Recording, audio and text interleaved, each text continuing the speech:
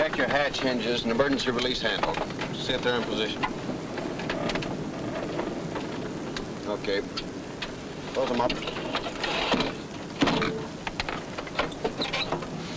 Check your safety pins in place. Give me some pressure on the hydraulic hand pump so I can set the parking brake.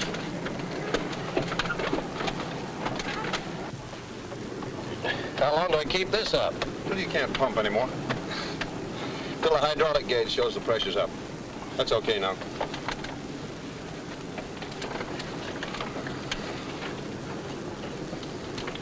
Take a look outside. If it hasn't been done within the previous hour, both props are turned over by hand, 2 or 3 revolutions, with the ignition off. Clear out any oil that may have settled in the lower cylinder. Leave your inner side airphone off so we can hear each other. Let's see. Next is the starting engines check. Yeah, watch me. Throttle 1/8 open. Cowl flaps open. Wing flap control up. Landing gear control down, lock on. Supercharger low, guard over controls. Oil shutters open. Carburetor air cold.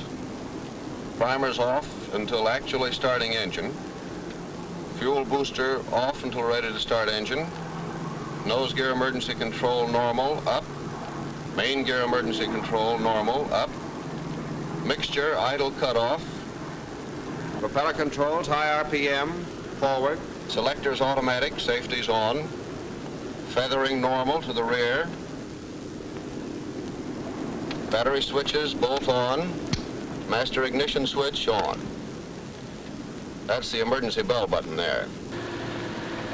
Main inverter switch on. Spare inverter off. Magneto switch on. I'm going to start the left engine first. Clear. Clear. Here's how we get them started, Jim. Starter energizing switch on for about 30 seconds. Booster pump on. Primer on for about 5 seconds. Then I press the engaging switch. Now it's your job to shove the mixture control to auto rich the moment the engine fires.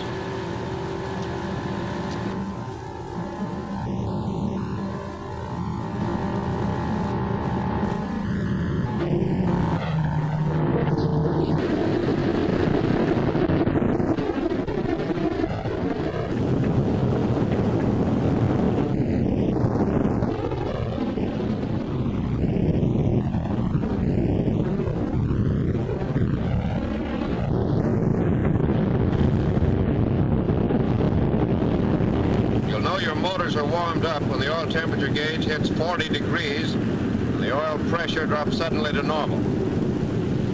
The cylinder head temperature gauge will read from 100 to 200 degrees. They're okay now. And you hit your emergency bell button again. That's a signal to the crew member back there to shut off the putt button and get out of the airplane.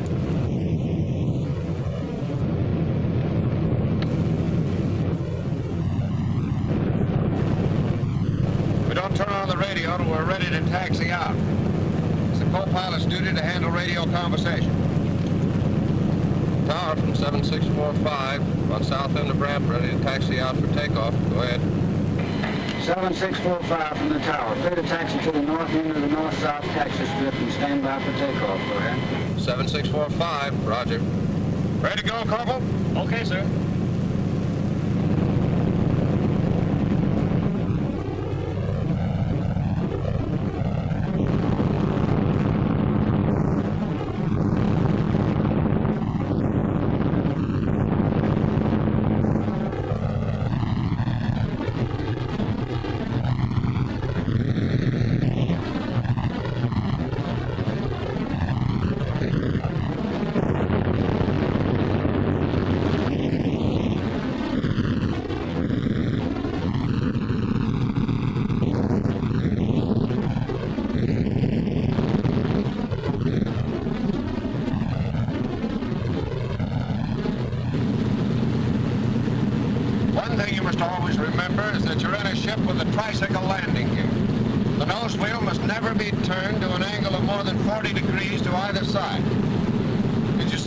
Sign on the nose wheel when you inspected the well? Yes, I did, Dick. You'll notice it's easy to taxi the ship. There's no need for taxiing fat. In making a turn, always keep the inside gear rolling. Never bring it to a complete stop, as is often done in airplanes with conventional gear. And keep your eyes open on the ground or in the air. It isn't the airplane, it's what you hit with it.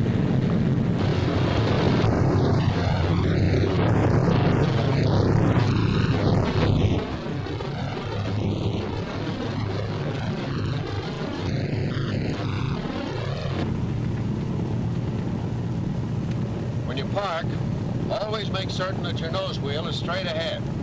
Otherwise, running up your separate engines, the airplane has a tendency to turn in the direction in which the nose wheel is cocked. The thrust from one of the engines might damage the nose wheel assembly. Corporal Smith is checking now to see if the nose wheel is straight. I get you, Captain.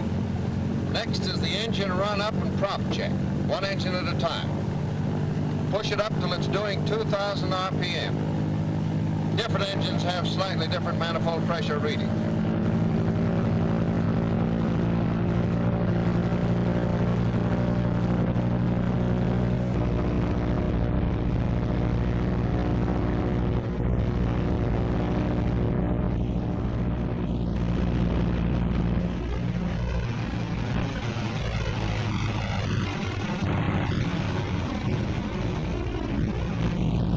Put your propeller selector switch and decrease RPM, and watch how the RPM falls off on the tachometer. As soon as you see it drop, return the selector switch to increase RPM, and notice how the tachometer shows increase back to 2,000. Do you hear how the sound of the propeller changes? You can hardly miss it. That's right. Put your propeller selector switch in automatic, and test your propeller pitch control handle. Pull it partway back until the RPM decreases 200 revolutions, keeping your eye on the tachometer. Then push it forward, watching the tachometer to see that it returns to 2,000 RPM. The next step is to throttle back to 1,400 and do the same thing with the other engine. Now you run your engines up together to about 1,800. At the same time checking your manifold pressure against the RPM. Be sure that both engines are putting out approximately the same power.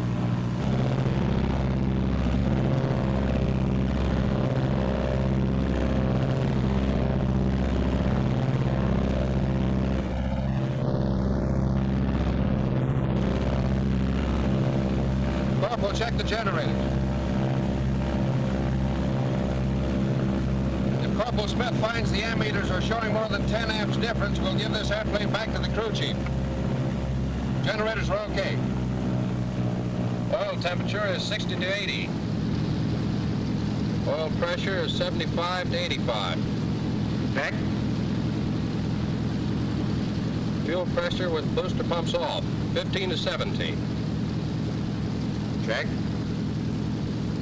Turn the boosters on. Yeah. Should be 12 to 17 pounds now. Check. Is the takeoff checklist next? Right. Check instrument panel for placarded operations instructions. Cow flaps, open for all ground operation. Wing flaps, down 1/4 to 1/2 as required. Remove landing gear control lock. Supercharger low. Oil cooler shutters, open except during extremely cold weather. Carburetor air control, cold. Hydraulic pressure, 750 to 950 pounds per square inch. Booster pumps on. Primers off. Nose gear emergency control, normal up. Main gear emergency control, normal up. Mixture control, auto rich. Propeller controls, high RPM, forward. Propeller switches, selector, automatic. Safety on, feathering normal. Batteries on. Are the generator mainline switches on, Corporal? Generator's okay, sir. Don't start takeoff with cylinder temperature above 205 degrees centigrade. Rudder and aileron tabs on 0. Elevator trim tab a few degrees tail heavy. Crew in position for takeoff. Now you have definite duties during the takeoff. Watch the tachometer and see that it doesn't exceed 2,600 RPM. Your right hand should be bare and ready to handle the propeller switches. Your left hand is used to raise the landing gear. Here's how you put your hand. By keeping your right hand down on the quadrant, you can keep the throttles from creeping back during takeoff. If your tachometer should show an increase above 2600, say 2880, put your propeller selector switch in fixed pitch position. Then hit your feather switch for about 2 seconds, being sure to return it to normal position. That's the procedure for correcting an overspeeding engine. The other emergency procedure to be prepared for is a decreasing RPM prop. Your props will be in automatic position, which is normal for takeoff. So if one of them shows a decrease RPM, put the selector switch in increase position and bring the RPM back to 2600. Then leave your selector switch in fixed pitch position. Understand? Yeah. Now, under no condition, retract the wheels until you get a definite signal from me. My hand will be on top of the throttles, and this will be it. Roger. Okay, call the tower. Tower from 7645, north end of north-south taxi strip, ready to take off. Go ahead. 7645 from the tower, stand by. Ship landing, go ahead. 7645, Wilco. Watch this ship coming in.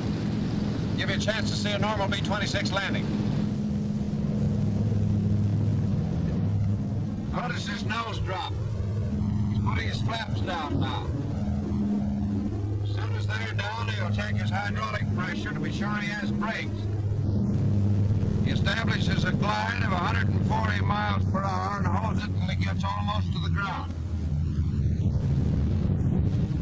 Then he flares and comes on in for a normal landing. See how he holds his nose wheel high and lets it down easy before he loses airspeed control. Then he applies his brakes gradually and turns off the runway. Get the idea? I think so. Shall I call the tower? Yeah. Tower from 7645. Is it clear to take off? Go ahead. 7645 from the tower, you're clear to take off to the south on runway 14. Go ahead. 7645, roger. I'm going to take off with 44 inches manifold pressure and 2600 RPM. That's minimum. But if you need it, the manifold pressure can be pushed up to the red mark at 49 inches on this particular model.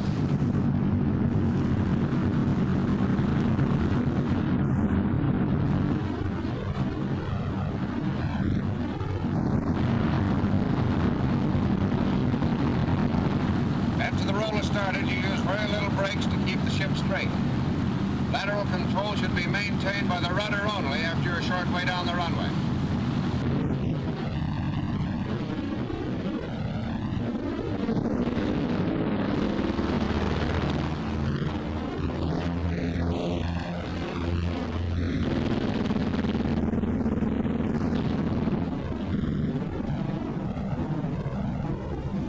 I'm throttling back now to normal rated power, which is 38 inches of manifold pressure. Give me 2400 RPM on the propeller pitch control. 2400.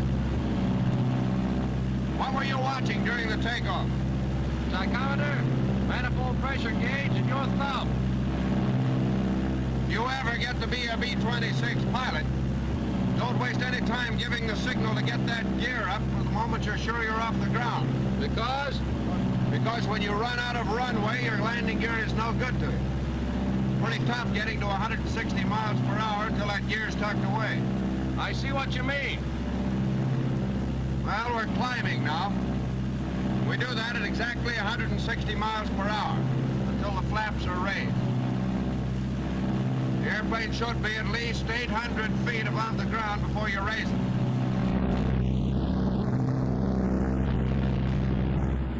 This is what is known as milking them up. You do it a little at a time, and you keep your hand on the flap handle until the flaps are all the way up. If you don't, and they should come up on one side only, you'll go into the most violent bank you ever saw in your life. But you can stop it by putting the flaps back down again. Can I take my eyes off the tachometer? Yeah. Put them on the hydraulic controls. It's time to neutralize them. All air work is done with cowl flaps, wing flaps, landing gear, and oil cooler shutters in neutral position at all times, in order to prevent loss of hydraulic fluid from the entire system in case one of the individual lines develops a serious leak. Turn off your boosters. Air airspeed indicator says we're picking up speed. With the flaps up, the ship changes its attitude. You'll notice our noses come up a bit and gains about 10 miles per hour. With the cowl flaps half closed and the oil cooler flaps half closed, it streamlines the airplane to the extent that it picks up about 5 miles per hour more. But you must not forget that these controls should be handled in accordance with cylinder head and oil temperature. Really claws her way right up into those clouds, doesn't she?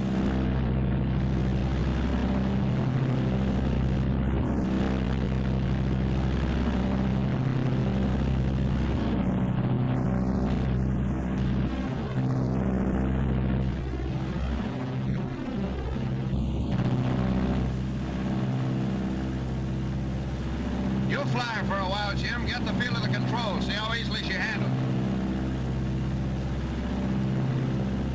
Nice. Try some shallow dives and climbs and a couple of gentle turns.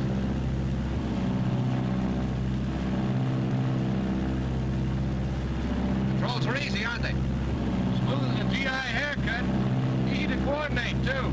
Hey, you're skidding, sonny boy. Take a look at that turn and bank indicator. What causes that? Something I forgot to tell you. The plane has a very sensitive rudder, and you'll skid on all your turns if you don't correct for them. Try it again. Another advantage of the B-26 is that it can be dived up to 325 miles per hour with a heavy load and pulled out without an appreciable strain on the airplane. But diving is about your one luxury. Side slips, vertical banks, and all acrobatics are prohibited maneuvers. I'll try to go straight and level, Dick. Try a 40-degree bank. That's the maximum.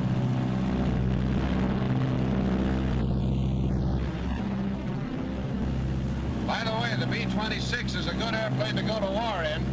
It's got plenty of power, plenty of armor plate, and plenty of guns. Let me take over for a minute. I want to show you a power-off stall.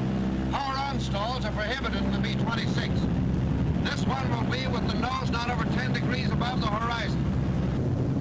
She stalls at about 125 miles per hour with the flaps and landing gear retracted. About 115 miles per hour with the flaps down, and about 100 miles an hour with flaps and landing gear down. Notice the pronounced shuddering just before the stall.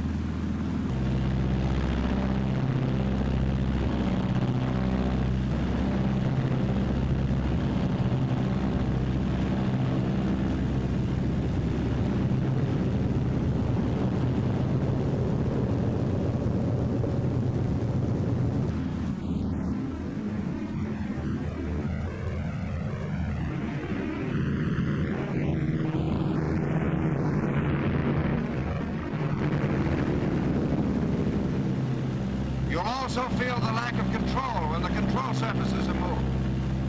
These are important points to remember, since it means that the airplane will always give you plenty of warning. Another advantage is that it falls straight forward from this type of stall with no tendency to drop off on either wing. Of course, in power-on or nose-high stalls, it may fall off on one wing.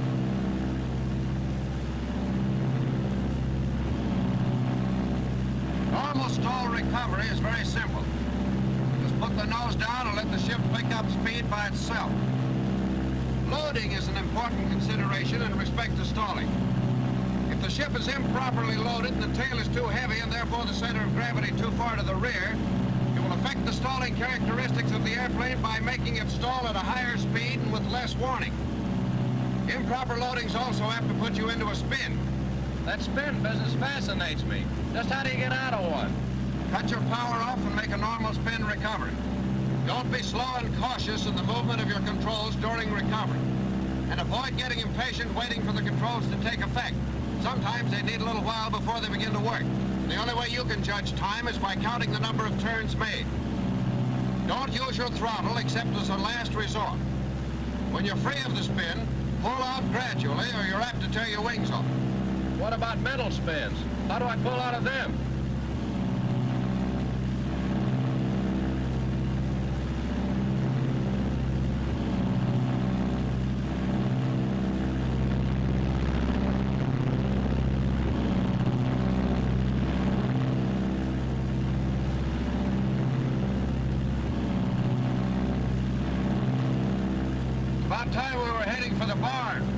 before we do, I want to show you how this airplane flies on instruments. See how our gas is.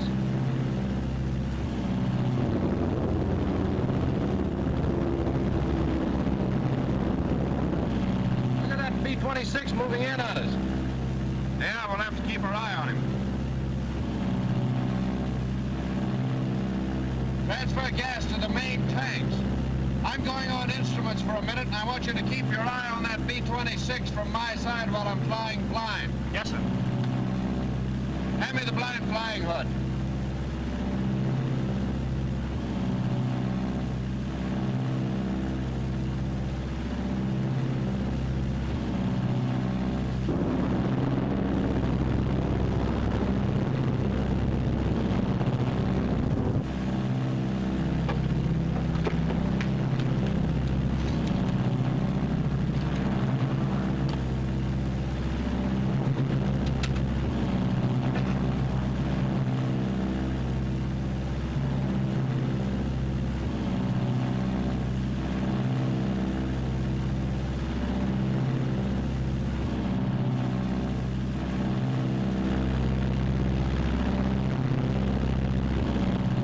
That 26 from your side, Jim.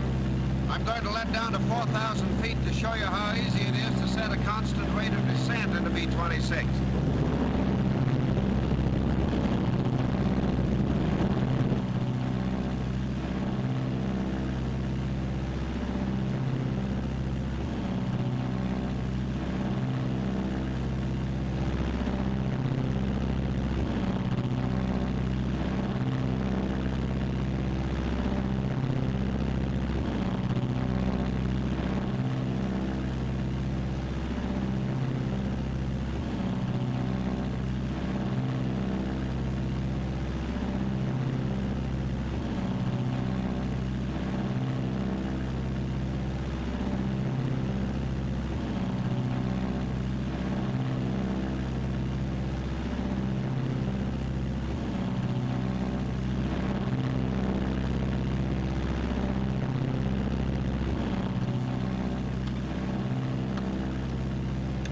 Watching the instruments? Them and that 26.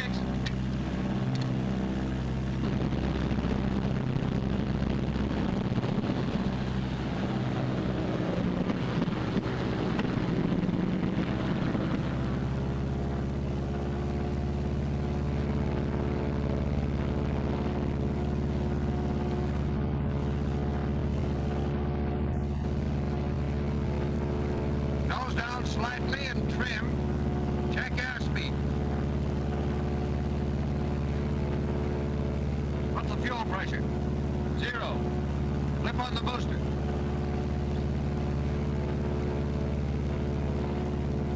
No rise in pressure. The field's inside. Do you think we can make it? I think so. I'm going to feather that dead engine. Watch me.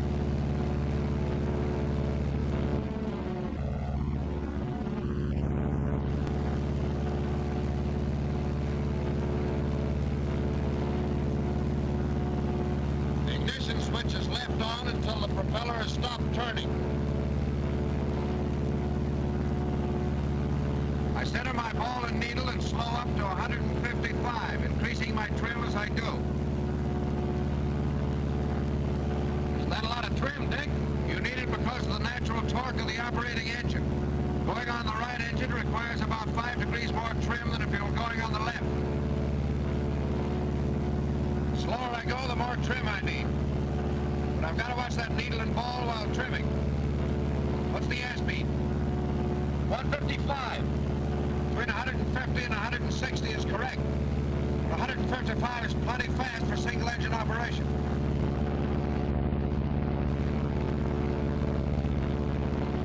Shall I give him the bad news back at the tower? Tower from 7645. I'm about 8 miles west of field, 4,000 feet, operating on single engine. Request instructions for emergency landing. Go ahead. 7645 from the tower. The field is clear for emergency landing. Wind is south 10. Go ahead. 7645, roger.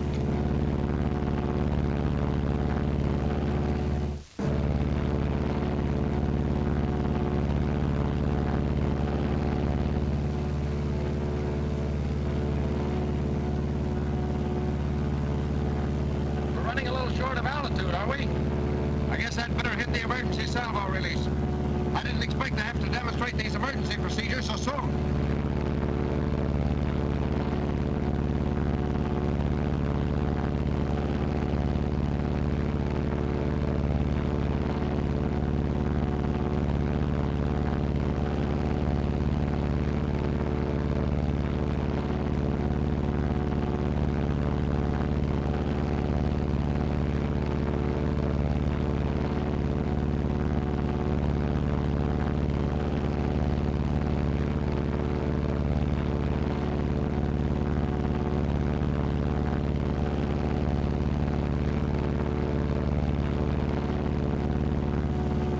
Increases when the bomb bay doors are open, so I had to nose down slightly to hold 155. How much altitude did I lose? 250 lovely feet.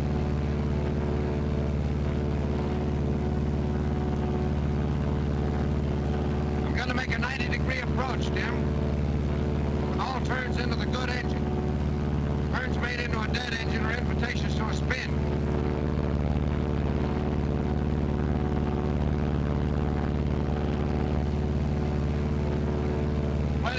So nose down slightly. Reduce right engine for about 24 inches manifold pressure. Landing gear down and check your instruments.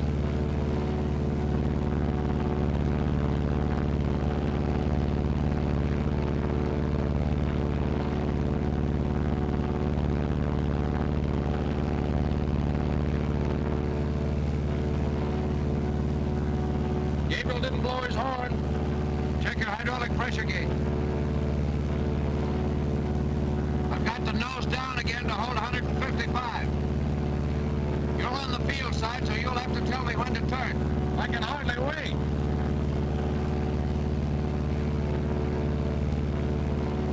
Now's the time, Dick. But you're plenty high, you're certain to overshoot. That's the whole point of this type of approach. Always overshoot, never in any circumstances undershoot. You can always dive off excess altitude. The next step is to decrease the power on my operating engine until it's virtually shut off. And then trim a few degrees to the other side.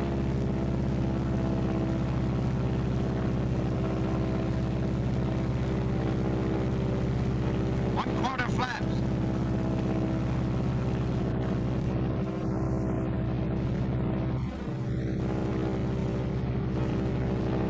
One-half flaps. What's my airspeed? 155. That's minimum for this kind of a glide. 4 flaps now? No, not until I'm positive I'm going to overshoot. Okay, 4 flaps.